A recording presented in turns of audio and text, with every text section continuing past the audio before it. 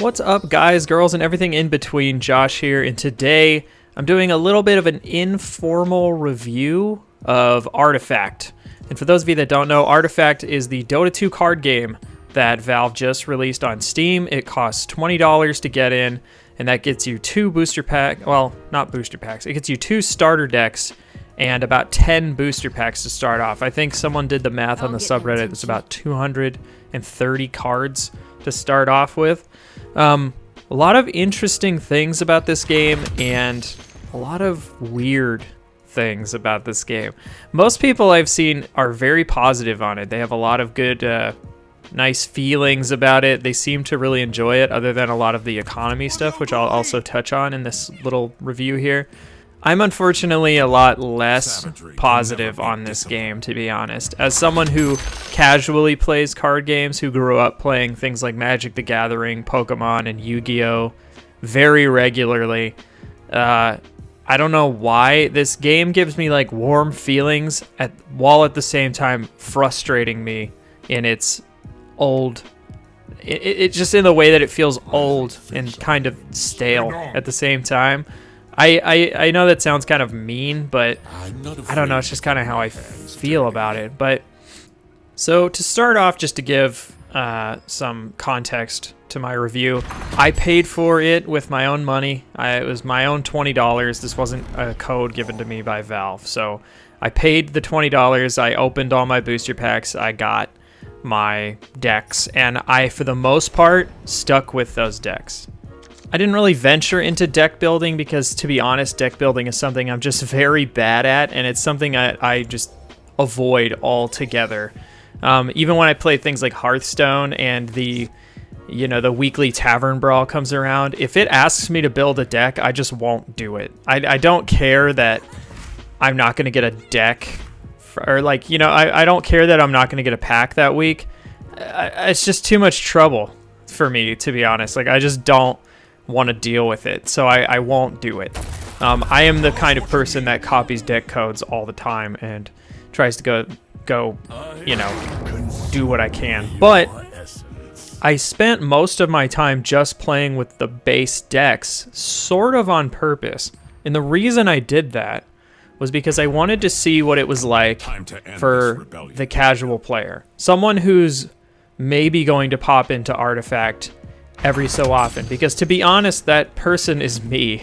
I play quite a bit of Hearthstone, but I wouldn't say that I play a lot. I maybe play once a month, if that, and when I pop in, I'm usually not even playing the base game. I'll maybe do the Tavern Brawl, I'll maybe do a quest or two, and then I'm usually playing things like Dungeon Run, because I just find that fun.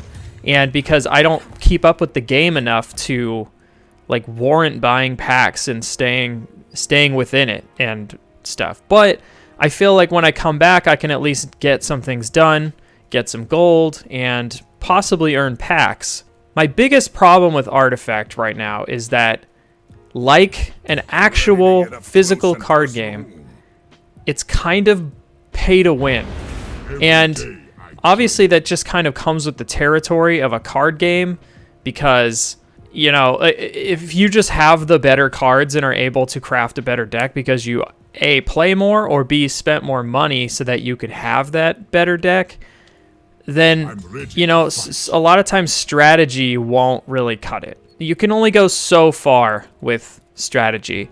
A lot of it comes down to the tools that you have, and that's just the card game genre in general. Unless you're playing like a living card game where people have really balanced different decks or something, you're usually going to run into this problem.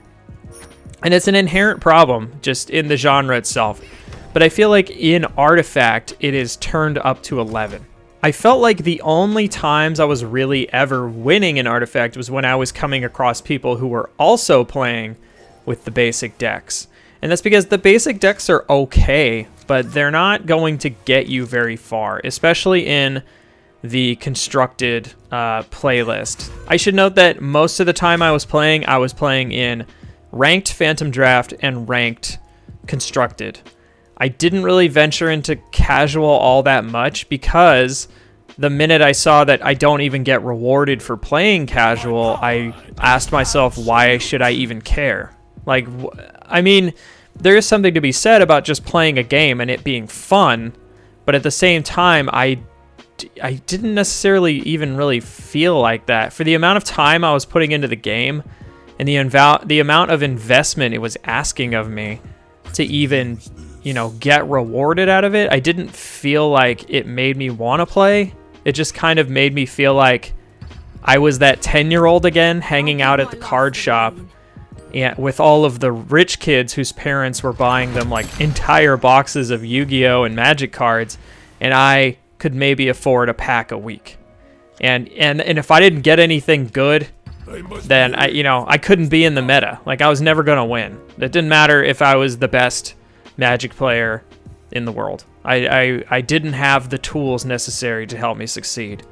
And so I feel like Artifact is the exact same way. If you do not have the tools necessary to succeed on top of you being a good player, because this game is incredibly complicated, and we'll get to that in a second, then I don't think that you're going to like this game. This game is not for casual card game players, like straight up.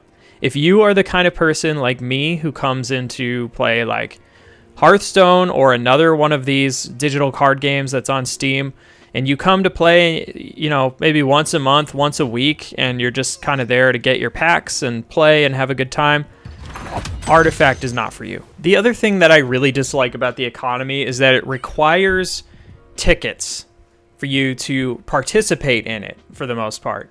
Now, these tickets can be, so for those that don't know, you have these things called event tickets, I believe they're called, or activity tickets or something. They're tickets, but you use these tickets to enroll yourself in things like ranked construction or ranked phantom draft, and then you can play, and if you get enough wins, you will be rewarded. 3 wins without losing 2 times will get you a ticket, so you will have gotten your investment back. 4 wins on a ticket will get you your ticket back and a booster pack, and 5 wins, which would be a perfect run, you know, considering if you didn't lose, will give you your ticket back and 2 booster packs. Now, that doesn't seem inherently unfair, except that if you're not very good at the game, you're never going to earn packs. You can't really pop in casually without having the tools necessary and the skills necessary to actually earn packs for you to get your investment back, or B, even get rewarded at all. So you're sort of just in this weird limbo, like, well, I'm doing okay, but I'm not getting high enough on my cards to get any booster packs or even get my tickets back. And the only way that I'll possibly get better is to get lucky and win 3 or 4 so I can get a booster pack and possibly get the tools necessary that I need to get slightly better, or go out of my way to buy cards or buy more booster packs or just go on the market and buy a deck. One of the things that I kind of like about this game but also sort of despise is the ability to buy and sell individual cards on the Steam marketplace, sort of like you could with Counter-Strike skins or TF2 hats or things like that. It's a really smart model in that most of the cards have some kind of value.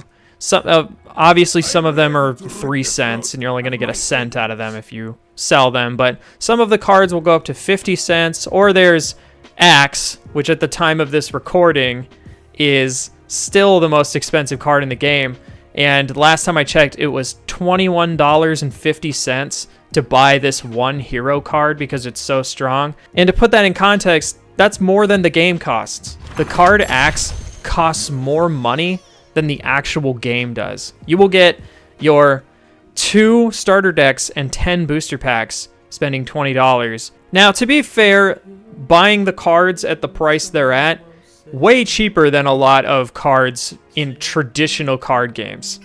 I've been around the block. I remember playing Yu-Gi-Oh! Back in high school and remembering when a specific card that was the meta, because it was so strong, would be like $60.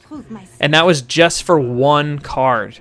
And now you look at Artifact and maybe the most expensive card is $20 if you want to, you know, run that deck. You don't necessarily have to run that deck or get that card, but that card costs that much. However, I expect the prices to go down. In my experience with Team Fortress, at least, when you would start playing the game and they would launch a new feature, like for example the weapon skins, when those came out, I was getting weapon skins day one and selling them on the market, and they were going for like $3 to $1.50 each, and that's because they were new and people didn't want to wait and people just wanted it now. But now you go on that CF2 marketplace and a lot of those skins are super cheap now because the economy has blown up more and people are less willing to pay that much because they're more readily available and at lower prices. They claim that the artifact cards will, hold their value, but as people play, I sort of doubt it. And I mean, they kind of can hold their value if they keep it at this weird model that they have. But I think, unfortunately, that's kind of bad for the game. It's good for the game for people that are... Well, it's not necessarily good for the game, but it's good for the person who plays all the time, has the best cards, and they're winning their drafts, they're winning their ranked play, and they're getting packs left and right, and they're probably going to be making a lot of Steam wallet money just off the extra cards that they're going to have. Because at some point, if you're playing this game enough, and you're dedicated enough, and you're good enough, you're going to run out of cards to get, and you can obviously recycle them for more tickets. Or, you could sell them on the marketplace and just make more money, which means that, if they ever release like an expansion or like a new booster pack, you might have like, $200 ready to just drop on the next pack and again, have all the tools necessary you need to keep dominating the whole thing. Now, I know I've gone this long just sort of talking about the economy, and that was not my intention. I kind of intended to talk about the game first, but like the economy itself is sort of the huge sticking point in my mind when I think about this game because it's just so different from every other card game that's out there right now, at least digitally. It feels like basically the game equivalent of actually going to a card store, actually going to a hobby shop in your town, buying physical booster packs and playing the game with people, except you never see their face, obviously, because you're playing online. And I don't know that we're necessarily that's necessarily a great experience anymore. I know that there are people that want to do that, and all more power to them. I'm happy that if this is the model they wanted, like they wanted to be able to pay like a traditional card game, then I'm glad that they are getting what they wanted. I think I should actually maybe talk about the game itself, but the game is interesting. I do applaud it for being very unique. I think that it is unlike any card game that has existed up to this point, at least from the ones I've played. A lot of the card games out now, Hearthstone included, are sort of based on that Magic the Gathering, Yu-Gi-Oh sort of thing. Two sides fighting each other, you have a health pool, and that's kind of it. And you outplay each other, and obviously, like with games like Hearthstone, there's RNG and stuff. This feels like, and by the way, this game was designed by Richard Garfield, who is the designer of Magic the Gathering, who has done tons of other card games and board games. So he's been around the block. He knows what he's doing. And I think that if his initial job was to take Dota 2, a game that I put 1,000 hours into, so I'm very familiar with it, take Dota 2 and actually make it a card game, I think he succeeded on every level. This is Dota as a card game, like through and through. It has the item shops, it has the push and pull, it has lanes, it has the heroes. You equip the heroes with items that have abilities. It is Dota as a card game. It's turn-based Dota. However, I don't necessarily think that makes it fun. At times, it can be fun. Sometimes you outplay someone and you feel good. You're like, yes, I'm smart. I'm good at card games. I outplayed them. Cool. And then other times you make mistakes because you literally didn't understand how the card worked, or like you just didn't understand how something worked. And that's another thing I should bring up. The tutorial for this game is terrible. I do not think it does a good job of explaining the rules. I don't think it does a good job of explaining any of the keywords, which are numerous and confusing. And I don't think that it gives you any sense of strategy. And it also doesn't really ramp up the difficulty as you go. The tutorial basically drops you in and it says, this is how you win a game, by either destroying one of their towers and then destroying the ancient that spawns right after, or destroying 2 of their towers, which each lane has a tower that you are defending or attacking. It pretty much tells you that, and then it tells you about heroes and how you can only play the color of card in a lane that has that hero in it, which I think is a really interesting mechanic, but oftentimes led me to just sheer frustration, because I would have a play ready that I could do. In a normal card game, I would be like, okay, I can, I could use this spell and stop whatever's about to happen. But because the hero in this lane is red and not green, I can't use this spell at all. Which I understand, like, if you're going for, Dota, the card game, and you're trying to emulate the feeling of a hero being in a lane, being a presence, then they succeeded. But at the same time, it's frustrating from a card game perspective, in that you will have the tools necessary to stop your imminent demise, and you can't do anything about it because you don't have the right token in the right spot.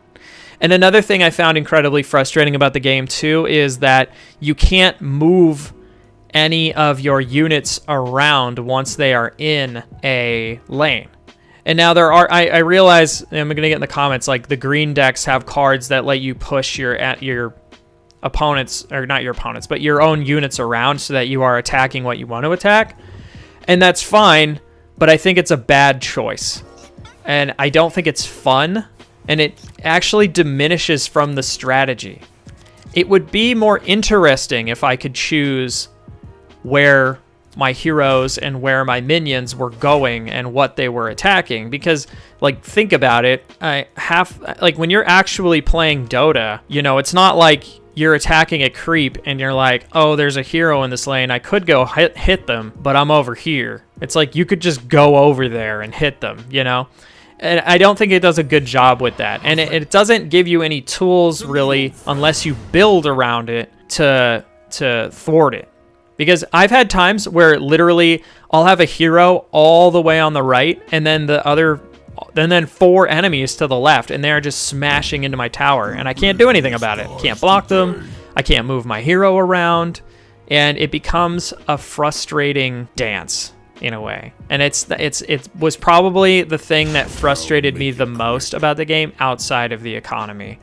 And then on top of not really understanding how a lot of the cards work because they're poorly worded. Lots of the cards will say one thing and do something completely different. Unfortunately, I do not have an example up, but there were many times where I would read a card, say, what? And then read it again and again and again, and not really 100% grasp what it was going to do. And the only way I found out what it did was by using it and seeing if I made a mistake, which sometimes would lead to me losing a game, which, by the way, the games last. They feel like forever. To be honest, they feel like an eternity. And I know, and there's another thing, if you were trying to make Dota the card game, Dota is a long game. Each match might last anywhere from 30 minutes to an hour. If you were trying to emulate that, boy, howdy, you did it. These games sometimes last 20 minutes to 30 minutes.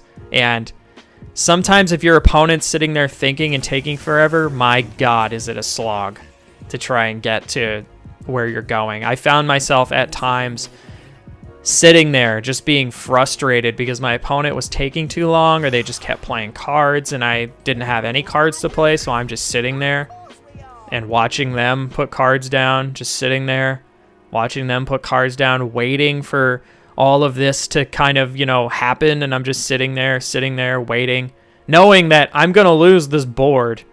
This lane is screwed and I can't do anything about it. But they're like delaying the pain, And it was just a frustrating experience that I do not wish on anyone, to be honest. In the end, I wouldn't say that Artifact is a bad game. I don't think it's a bad game. I think that it's an interesting game. I don't think it's very fun, though. At least I didn't really have a lot of fun. The entire time I was playing it, I kept thinking to myself, boy howdy, I could actually just go play Hearthstone right now and have fun.